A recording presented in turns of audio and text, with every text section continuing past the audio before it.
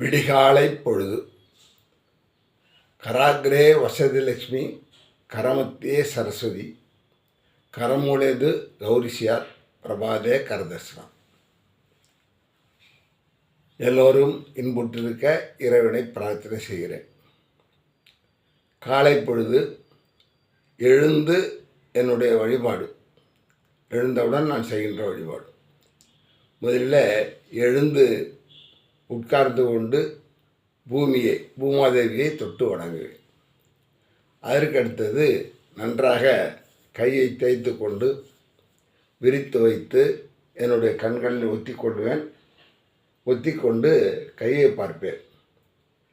கையில் கைமுனையில் மேல் பகுதியில் மகாலட்சுமி விற்றிருக்கிறார், நடுப்பகுதியில் சரஸ்வதி தேவி விற்றிருக்கிறார், அடிப்பகுதியில் சக்தி தேவி இருந்து அருள் பாலிக்கின்றார். அதனால தான் காலையில் என்ன செய்கிறோம், கும்பிட்றோம்.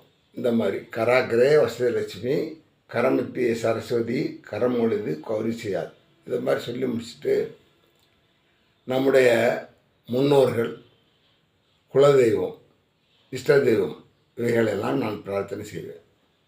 பிரார்த்தனை செய்துவிட்டு தெய்வங்களிடம் பிரார்த்தனை செய்வேன்.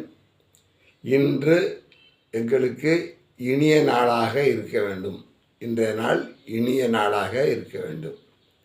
எங்களுடைய உடல்நிலை, மனநிலை, உற்சாகம், குடும்ப சூழ்நிலை, வீட்டு சூழ்நிலை, செல்லுகின்ற இடங்கள், பணி செய்கின்ற இடங்கள் எல்லாம் இனிமையாக இருக்க வேண்டும் என்று பிரார்த்தனை செய்வேன்.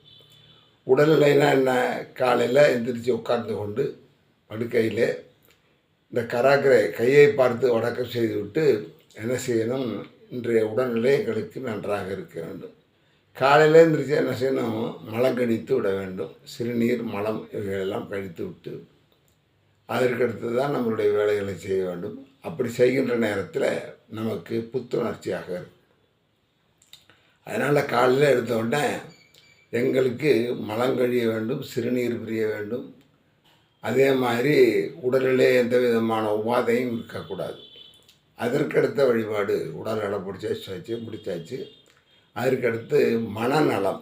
மனநலம்னா என்ன, நாங்கள் இன்று சந்திக்கின்ற, கேட்கின்ற, பேசுகின்ற, செய்கின்ற காரியங்கள் எல்லாம் எங்களுக்கு நிறைவாக இருக்க வேண்டும். அப்படி நிறைவாக இல்லாவிட்டாலும் என்னல்ல, எங்களுக்கு பலவித குறைவாக இருந்தாலும், துன்பத்தை தந்தாலும் அவைகளையும் ஏற்றுக்கொள்ளக்கூடிய மனப்பான்மை வேண்டும் என்று பிரார்த்தனை செய்வோம். அதற்கு அடுத்தது உற்சாகம். உற்சாகம்னா என்ன, காலையில் எழுந்திரிச்சு வீட்டில் எல்லா வேலையும் செய்யணும், காலை பொழுதில் இருக்கின்ற வேலையெல்லாம் செய்யணும். அதற்கடுத்து குளித்து விட்டு நன்றாக என்ன செய்ய வேண்டும், கோயிலுக்கு செல்ல வேண்டும். அதே மாதிரி எந்தெந்த கோயில் இருக்கோ அத்தனை கோயிலுக்கு செல்ல வேண்டும். வீட்டில் வழிபாடு செய்ய வேண்டும், பூஜை செய்ய வேண்டும். அது மாதிரி தான் வீட்டில் செய்யக்கூடிய வழிபாடுகள் எல்லாம் நன்றாக செய்ய வேண்டும். உற்சாகம். அதற்கடுத்தது மனநிலை, உடல்நிலை, மனநிலை, உற்சாகம். அதற்கடுத்தது குடும்ப சூழ்நிலை. குடும்பத்தில் இருக்கக்கூடியவர்கள், தாய் தந்தையராக இருந்தாலும் சரி, குழந்தைகளாக இருந்தாலும் சரி, பேரன் பேத்திகளாக இருந்தாலும் சரி, குடும்ப உறுப்பினர்கள் அத்தனை பேரிடம் என்ன செய்ய வேண்டும், இனிமையாக இருக்க வேண்டும். எல்லோரையும் முதலில் எழுந்து சந்திக்கின்ற பொழுது எல்லோருக்கும் காலை வழக்கம் சொல்ல வேண்டும். எங்களுடைய குடும்பத்தில் எல்லாரும் என்ன செய்வோம், ஹரி ஓம் என்ற மந்திரத்தை எல்லோரிடமும் சொல்லுவோம், அவர்களும் எங்களுக்கு சொல்லுவார்கள். அதற்கடுத்தது வீட்டு சூழ்நிலை. வீட்டு சூழ்நிலையில் வீடை சுத்தமாக இருக்க வேண்டும், எந்த விதமான குறைபாடு இருக்கக்கூடாது. கண்ணுக்கோ காதுக்கோ தேவையில்லாத விஷயங்களெல்லாம் இங்கே இருக்கக்கூடாது. அதற்கடுத்தது பூக்களெல்லாம் நல்லா பூத்து குழுங்க வேண்டி மக்களை மகிழ்விக்க வேண்டும். இது உடல்நிலை, மனநிலை, உற்சாகம், குடும்ப சூழ்நிலை, வீட்டு சூழ்நிலை. அதற்கடுத்தது செல்லுகின்ற இடங்கள். நாம் இன்றைக்கி எந்த இடத்துக்கு போகணும், என்ன காரியம் செய்யணும் அப்படின்னு நினைக்கிறோமோ அந்த காரியங்களெல்லாம் நாம் என்ன செய்ய வேண்டும், நினைத்து கொண்டு செல்லுகின்ற இடமெல்லாம் இனிமையாக இருக்க வேண்டும். சந்திக்கின்ற மனிதர்கள் இனிமையாக இருக்க வேண்டும், செய்கின்ற காரியங்கள் இனிமையாக இருக்க வேண்டும் என்று சொல்லி அந்த நேரத்தில் பிரார்த்தனை செய்வோம். அதற்கடுத்தது காலையில் எழுந்திரிச்சோம், குளித்தோம், வழிபாடெல்லாம் செஞ்சோம். அந்த வழிபாடெல்லாம் செஞ்சோம் பிற்பாடு எங்கே போகிறோம், பணியிடத்திற்கு செய்வோம். எங்கேயோ வேலை செய்கிறோமோ அங்கேயோ, ஆஃபீஸாக இருந்தால் ஆஃபீஸ், பள்ளிக்கூடமாக இருந்தால் பள்ளிக்கூடம், அதற்கு அடுத்தது நாம் சந்திக்கின்ற மனிதர்கள், கடைகளாக இருந்தால் கடைகள், எங்கே செஞ்சாலும் அந்த இடத்துல பணி செய்கின்ற இடங்களெல்லாம் இனிமையாக இருக்க வேண்டும் என்று பிரார்த்தனை செய்வோம். அதற்கடுத்து என்ன செய்வேன், செல்லுகின்ற இடங்கள், பணி செய்கின்ற இடங்களெல்லாம் இனிமையாக இருக்க வேண்டும் பிரார்த்தனை செய்து முடித்தபோது பேசுகின்ற பேச்சுக்கள், இனிய உணவாக இன்னாத குரல் கனியிருப்ப காய் கவர்ந்தற்று அப்படிங்கிற குரலை படிச்சிருக்கிறோம். எல்லாரிடையும் இறைவா, என்னுடைய தெய்வமே, நான் என்ன செய்ய வேண்டும், இனிமையாக பேச வேண்டும், இனிமையாக பழக வேண்டும் அப்படின்னு சொல்லி பிரார்த்தனை செய்வேன். இனிமையாக இருக்க வேண்டும். அதற்கடுத்து பேசுகின்ற பேச்சுக்கள் இனிமையாக இருக்கட்டும். கேட்கின்ற வாசகங்கள் எல்லாம் யார் யார் பேசுகிறோமோ, யார் யார் கேட்கிறோமோ அவங்களுடைய வாசகங்களும் நல்ல வாசகங்களாகவும் நம்மை உற்சாகப்படுத்தக்கூடியதாகவும் மன மகிழ்ச்சியை, மன அமைதியை தரக்கூடியதாகவும் இருக்க வேண்டும் என்று பிரார்த்தனை செய்வேன். அதற்கடுத்தது செல்லுகின்ற இடங்கள், பணி செய்கின்ற இடங்கள், பேசுகின்ற பேச்சு, கேட்கின்ற வாசகங்கள் எல்லாம் இனிமையாக இருக்க வேண்டும். அதே மாதிரி அதற்கடுத்தது நாம் அன்றாட வேலையில் ஈடுபடுகிறோம். அன்னைக்கு எது முக்கியமான வேலையோ அந்த வேலையை என்ன செய்ய வேண்டும், நினைத்து பிரார்த்தனை செய்ய வேண்டும். இன்றைக்கி விடிய காலையில் கோயிலுக்கு போகணும், 11 சுற்று சுற்றணும் அப்படின்னு சொல்லி நான் நினைத்து கொண்டு இருந்தேன். அது நிறைவேற வேண்டும். அதே மாதிரி கடைகளுக்கு செல்ல வேண்டும், பொருள்கள் வாங்க வேண்டும், நல்ல இடங்களில் நல்ல தரமான பொருள்களை வாங்க வேண்டும், நல்ல பொருள் கிடைக்க வேண்டும் என்று சொல்லி பிரார்த்தனை செய்வோம். அந்த மாதிரி பிரார்த்தனை செய்கின்ற பொழுது நமக்கு மன அழுத்தம் இருக்காது, மன மகிழ்ச்சி இருக்கும்.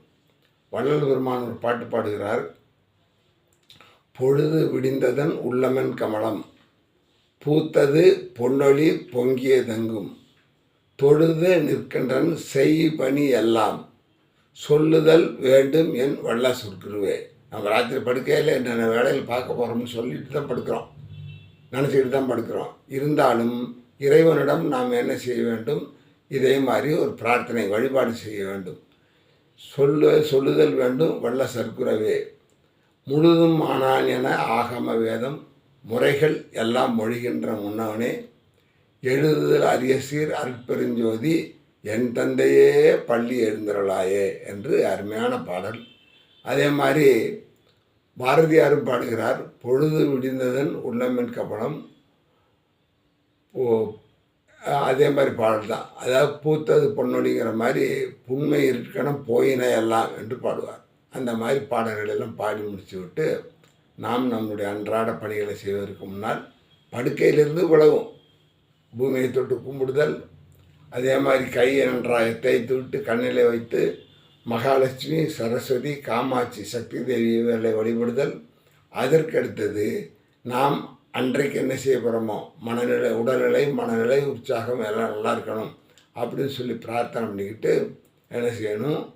அதற்கடுத்தது முகம் கழுவுதல், பல் துலக்குதல், இவைகளெல்லாம் நன்றாக செய்து முடிச்சு விட்டு படுக்கையில் படுக்கின்ற இடத்துல உட்கார்ந்து கொண்டு நமக்கு பிடித்தமான பகுதி, அதாவது கிழக்கு திசையை நோக்கி உட்கார்ந்து கொண்டு நமக்கு பிடித்தமான தெய்வங்களை சொல்லி முடிச்சு விட்டு அன்றாடம் நமக்கு சின்ன உடற்பயிற்சிகள், யோக பயிற்சிகள் இவைகளெல்லாம் செய்ய வேண்டும். குறிப்பாக மூச்சு பயிற்சி செய்ய வேண்டும். மூச்சு பயிற்சி செய்தால் உடலில் சீரான இரத்த ஓட்டம் இருக்கும், சீரான இரத்த அழுத்தம் இருக்கும். அதே மாதிரி எல்லா உறுப்புகளுக்கும் புத்துணர்வாக இரத்தம் பாயும். அதனால் எல்லா உறுப்புகளும் விழித்துக்குள்ளும் நன்றாக செயல்படும். அதனால் சிறு சிறு யோகாசனங்கள் இவைகளெல்லாம் செய்து முடித்து விட்டு என்ன செய்ய வேண்டும், நன்றாக செய்ய வேண்டும். கை, கால் எல்லாவற்றிற்கும், எல்லா உறுப்புகளுக்கும் வேலை கொடுக்க வேண்டும், பயிற்சி கொடுக்க வேண்டும். அந்த மாதிரி அவர்களும் அவருடைய வயதுக்கு தகுந்த மாதிரி பிடித்தமான அளவு அழுத்தங்கள் இல்லாமல், சிரமம் இல்லாமல் செய்து அந்த உடற்பயிற்சி செய்து கொண்டால் நமக்கு ரொம்ப உற்சாகமாக இருக்கும். அதனால தான் முன்னோர்கள் என்ன செய்கிறாங்க, காலையில் எழுந்திரிச்சு சிறு சிறு வேலைகள், வீட்டு வேலைகளெல்லாம் முடித்து விட்டு எங்கே செல்கிறோம், கோயிலுக்கு செல்கிறோம். கோயிலுக்கு செல்கின்ற பொழுது முதலில் வழிபடக்கூடிய தெய்வம் விநாயகர் பெருமான். அந்த விநாயகர் பெருமானை வழிபாடு செய்கின்ற நேரத்தில் தலையில் குட்டிக்கொண்டு, நன்றாக இப்படி குட்டிக்கொண்டு 2 காது மடல்களை நன்றாக பிடித்து உட்கார்ந்து எடுக்கிறோம்.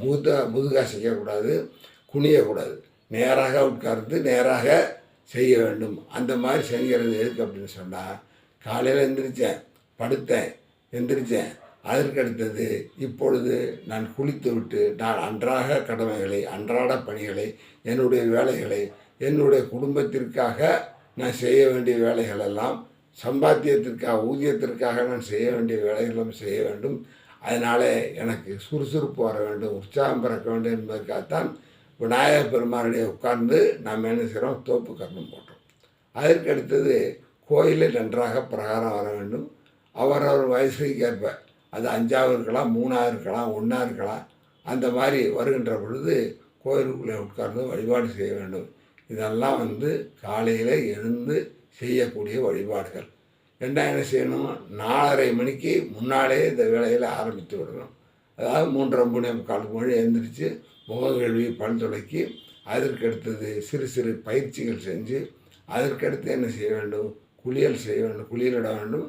குளியல் முடித்து என்ன செய்ய வேண்டும், நன்றாக தன்னை அலங்கரித்து கொண்டு, அதாவது வழிபாட்டுக்கு செல்கின்ற பொழுது தூய்மையான ஆடை, தூய்மையான எண்ணம், தூய்மையான சிந்தனையோடு கோவிலுக்கு போட வேண்டும். பாடல்கள் தெரிந்தால் பாடல்களை பாடிக்கொண்டே செல்லலாம். அந்த மாதிரி பாடல்களை பாடிக்கொண்டு சென்று கோயில் வழிபாடு செய்தால் அந்த நாள் இனிய நாளாக இருக்கும். காலையில் முதல் பிரார்த்தனை என்ன, இந்த நாள் இனிய நாளாக இருக்க வேண்டும்.